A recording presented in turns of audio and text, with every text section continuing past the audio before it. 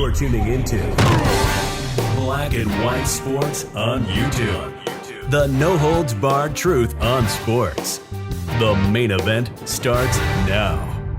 All right, Black and White sports fans, we're going to talk about the Met Gala once again because it seems like the Met Gala is full of social justice warriors.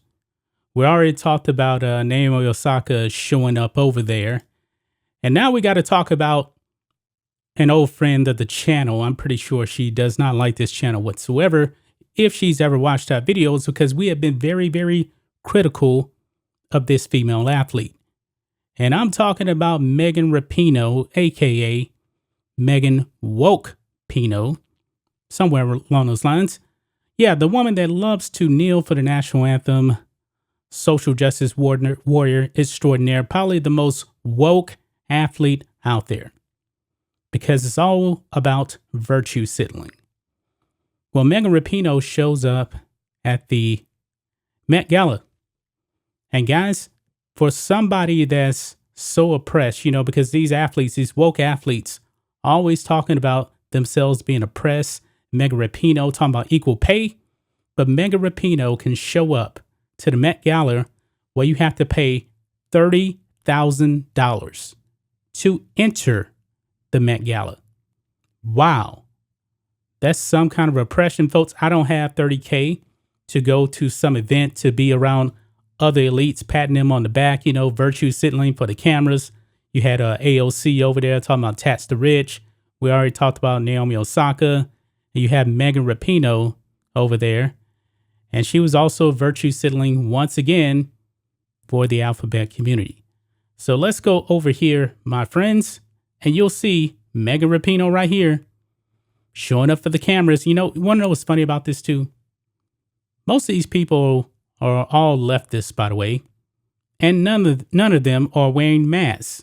However, the media and the people working the event, they had to wear masks. Just saying. But let's move on here. So it says here, Met Gala, Megan Rapinoe sends a clear message upon arrival. Here we go, guys. Megan Rapinoe made a big statement when she attended the Met Gala Monday nights.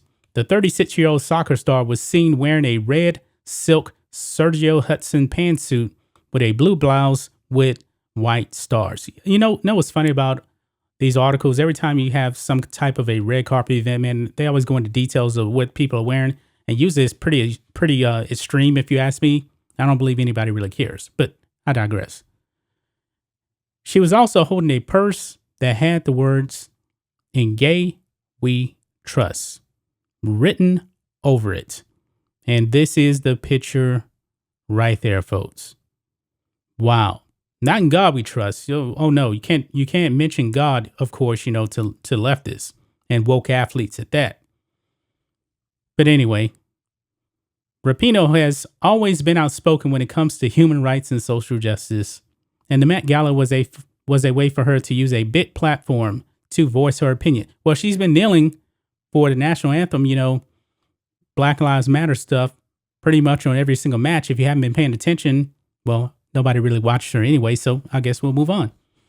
In an interview with NPR last year, Rapinoe talked about the women in soccer and getting paid significantly less than the men, despite the U.S. women's soccer team has had more success over the last 20 years. That is a complete lie.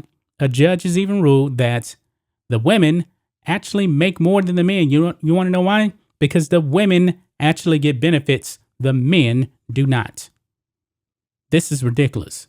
Now, if you want equal pay, Megan Rapinoe, I'm pretty sure some other soccer players out there want to know, how can you afford to go to something like this when we can't, when we're struggling, for childcare and all of this other stuff that they were actually complaining about, and they get paid more than the men, okay? It goes on here, quote, "The amount of money that we could possibly earn in our contract compared to the amount of money that the men could possibly earn in a contract is very different. I think a lot of it is made about the guaranteed money in our contract and the different compensation structures that we have, but when you look at the possibility of money for each team, ours is vastly, vastly lower than men."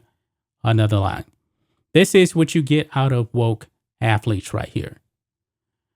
You know what, man? I don't know what the future is for Megan Rapinoe. You know, maybe she should go down the Colin Kaepernick route. I mean, she's 36 years old now.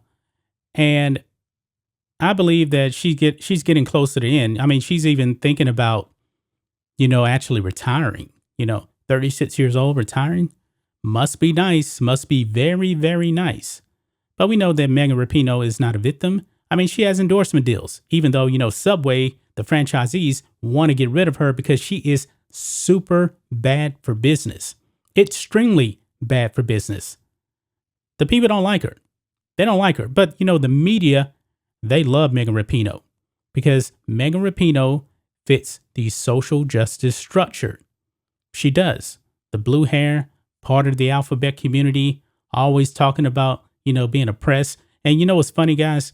Why is it always the well-off athletes that always want to tell you how you're being oppressed? They never tell you how they actually worked hard to get where they are, i.e. LaChana James. He's a professional victim also, just like Megan Rapinoe. And now you got Naomi Osaka going down that same route as well, who also was there, $30,000. But think of this, guys. Megan Rapinoe, professional victim, and Naomi Osaka, professional victim, popping up $30,000 to go to this event. Really? They want to tell you how bad it is for them, how bad it is for other people. This is all virtue signaling, guys. All complete virtue signaling. Megan Rapinoe, the most woke athlete on the planet. And I believe she's probably more woke than LeBron James, but I think LeBron is more dangerous because he has a much bigger name than Megan Rapinoe. That's just my thoughts on this. What do you guys think of this? Black and white sports fans. The woke Met Gala. Woke athletes galore, Hollywood. Man, this is pathetic, man. Absolutely pathetic that these athletes always want to preach victimhood, even though they are pretty well off and they get no flack from the media. Anyway, guys, let us know what you think about all this in the comments. Make sure to subscribe to Black and White Sports, and we'll catch you next time. Thanks for watching the show. Be sure to like, comment, and subscribe. Be sure to tune in next time on Black and White Sports.